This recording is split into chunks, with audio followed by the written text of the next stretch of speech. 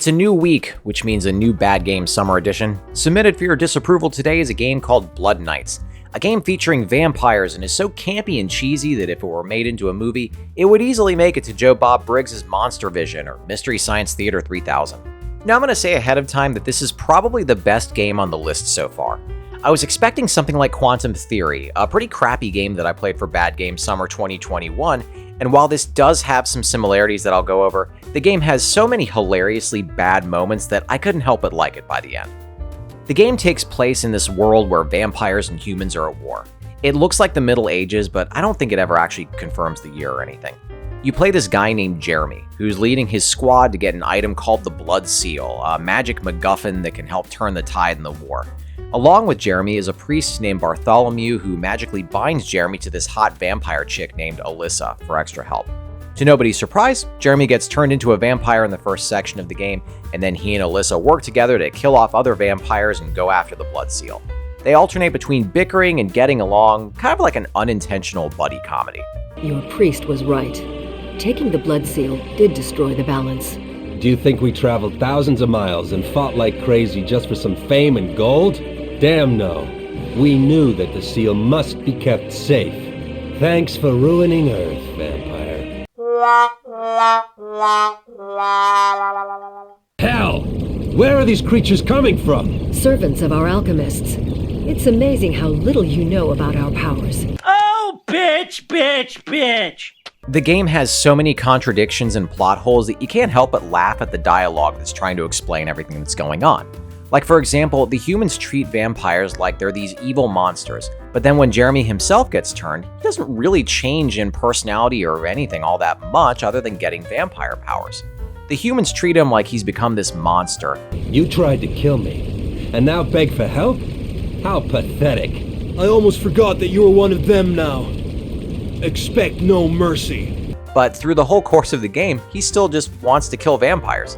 He kills people too, but in his defense, they act like a bunch of assholes. You get dialogue trees that give you the choice to do good or evil things, but over the course of the game, his morality doesn't really change in general. It's like, for example, if you played Mass Effect and Shepard's personality and actions stay in the middle through all three games, even though the characters all treat him like he's a renegade. Even more funny is that these characters end up working with Jeremy by the end of the game as well. So if they would have stopped being dicks all along and just worked with him to begin with, the game would have taken, I don't know, like 3 hours to play through instead of 5 or 6. Alyssa's supposed to be the unwilling accomplice, but then she gives zero shits about what's going on and just kills whoever the game puts in front of her. Good, bad, she's the girl with the crossbow, and where you expect hatred or at least some animosity toward humans, she really just comes off as just kind of mildly irritated. The rest of the cast are interchangeable people there to hang out until they get killed. Now, none of this means that you won't laugh at how awful the dialogue is. The interactions are in one of two categories. They're either poorly acted, or they're kind of sorta okay acted, but the writing itself is really terrible. Now look at this. A man of your size, frightened like a little girl. This battle is lost.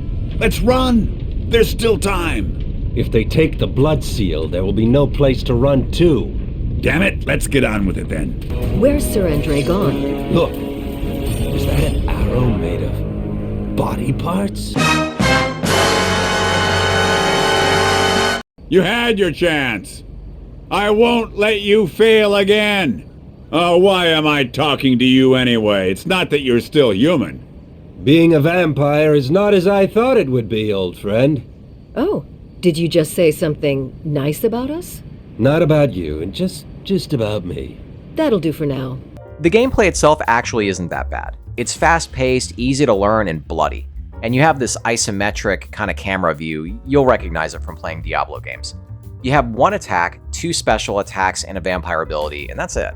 Leveling up gets you a skill point to put into strengthening attacks or other stats, and you'll also come across gear and chests, and you can also buy stuff from a trader.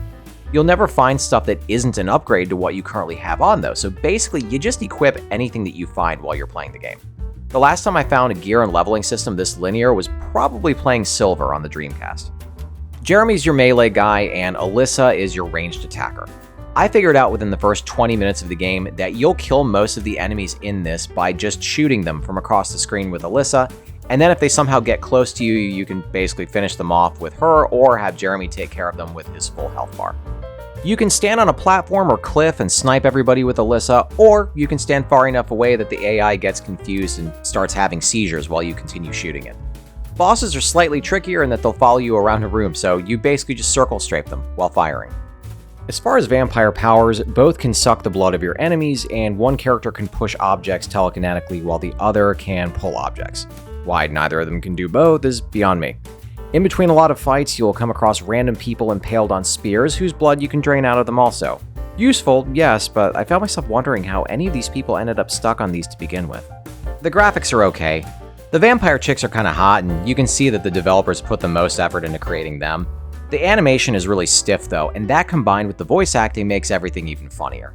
So if you have PlayStation Now and you want to play something that's so bad it's kinda good, then give Blood Knights a try. Bad voice acting, bad writing, vampire chicks, but it's all really funny even if it's unintentional, and honestly, I don't really regret playing it. You could certainly do worse and play the other bad games I've reviewed this summer, though I don't suggest that. That's all I've got for this review, but make sure to subscribe or check in for my next video. Thanks for watching. Congratulations! You're one of an elite few to make it to the end of the video. Reward yourself by hitting the round subscribe button in the middle, and then check out the other goodies I've got in the links next to it.